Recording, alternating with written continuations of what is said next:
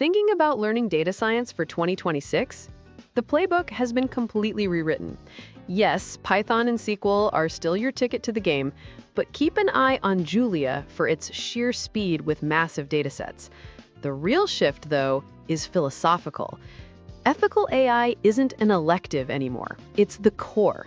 You'll be expected to build fair, transparent models and navigate complex data privacy from day one. The work is also moving. With IoT everywhere, you'll be optimizing algorithms for edge computing, making them lean and fast on small devices, not just massive cloud servers.